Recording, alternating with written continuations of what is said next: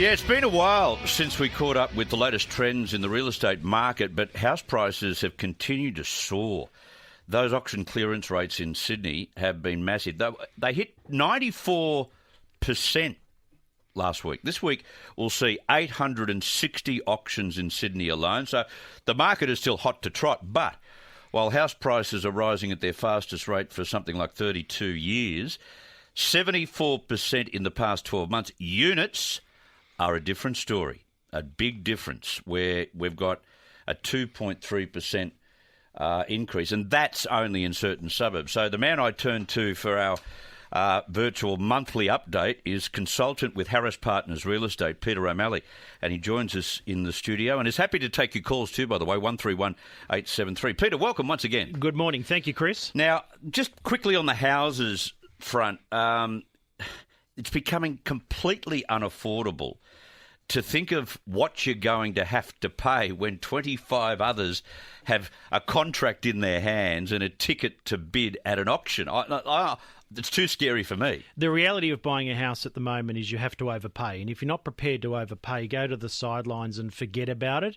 Anyone that's in the market looking for value or fairness in prices won't find it when it comes to houses. So at least you're in the market with whatever you own in whatever suburb. That's a plus because things are moving.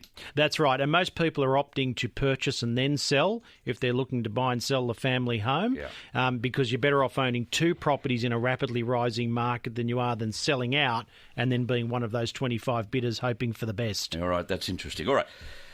Apartments. We've had so many stories about structural issues with apartments, but for most owners of apartments and units at the moment, it's not structural issues that you need to be concerned about. It's the value of your asset. That's right. They're under pressure.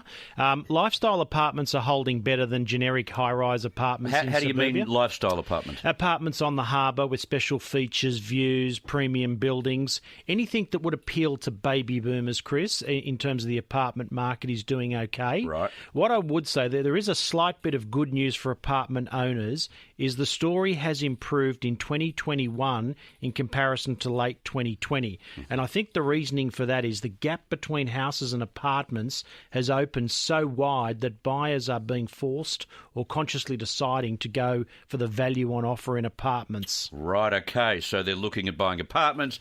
They've been scared off from the housing market. That's interesting. Or priced out more correctly. But I remember 2 years ago we were talking on this program and talking about an oversupply of apartments where cranes were in just about every suburb and building apartments and units at a great rate of knots. What the pandemic has done to the population has been tragic as far as Sydney goes, because we were undersupplied for nearly a decade, and when we got those supply levels right, suddenly the international borders slammed shut, and the pandemic caused a lot of people to leave Sydney and head to the regions, as we know, leaving us with oversupply in dwellings. And that oversupply in dwellings has played out very much so in the apartment market compared to houses or townhouses. And in terms of rental returns at the moment, they must be low because we don't have as many coming in from overseas, the foreigners that usually take up apartments, especially midway between suburbs and into the city. Yeah, that's right. It's the international students that we're missing, Chris. Anything that's locked in around universities, those markets have been hit hardest. So we're seeing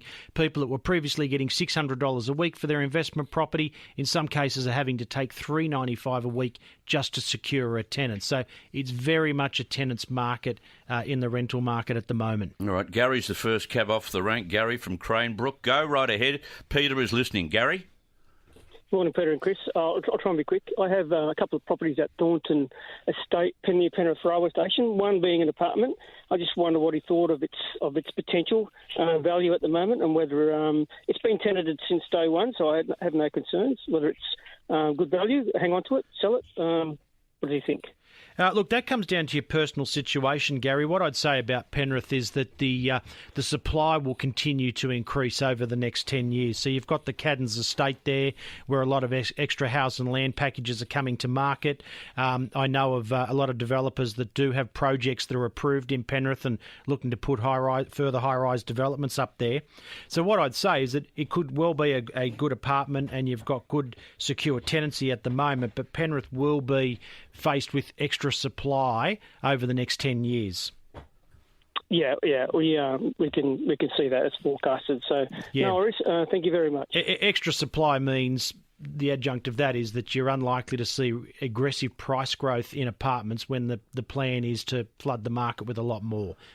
So that's a yield play rather than a capital growth play if you do decide to hang on to it.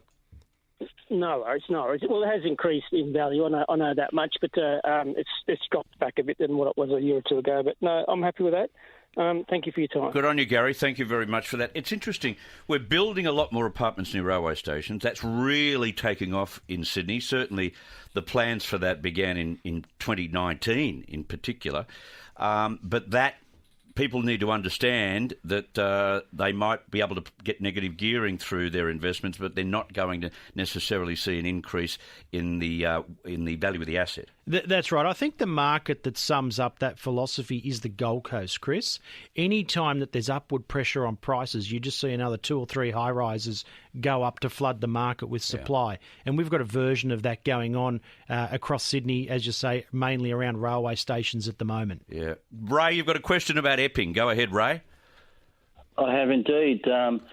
It went through a period where there was almost cranes everywhere and certainly an oversupply. What do you think of the market out there at the moment? Is it an opportunity to get in there now? There's supply. Are we talking about the apartment market, supply. Ray? Apartments, yeah. Yeah, look, if I was buying an apartment in Epping, Carlingford, all of that precinct through there, I'd be looking for absolute value. I think it is probably still oversupplied and will be for some time. I know it's a nice area, but I think the best buying in Epping and Carlingford, if one can afford it, is a house and land. The local councils and the state government have just built too much, quite simply. Right. So, any idea how long it would take to play out for demand and supply to equal out, or go the other way, so you can see some growth? That really comes back to the borders. How long are these borders going to stay closed? We really need Sydney to be opened back up and that population pressure building. I've got no doubt that's the government's intention once it's safe to do so. But the reality is, as we've seen even this weekend again, it's just not safe to open. And in terms of international borders, we're looking at 2022, or as Alan Joyce keeps reminding us, maybe even further. All right, good on you. Thank you for that, Ray. Margaret, go right ahead. A house Margaret wants to talk about. Go right ahead, Margaret. Oh, no, I can't take Margaret. Let's go to Michelle at Condell Park. Michelle. Oh, hi. I have 2 houses on a Battle Axe block. They're both 2-storey, 4-bedroom homes each. One has a swimming pool, the other one doesn't. It's been perfect for... My mum and dad lived in one home and we lived in the front house. And I'm just wondering, in this market, are we better off selling both homes at the same time or each home individually as separate homes? That's a great question, Michelle. The answer there is whether both homes constitute a development site of any sort. So what I would encourage you to do is meet with a local architect and ask if the consolidated site, works as a development site for a developer and what those numbers would work out at. So you've really got to let the regulations of the local council and the numbers from a developer's perspective talk at you, and then a local real estate agent will be well positioned to say you're better off marketing both of these properties together to a developer, or you're better off selling them individually to the open market.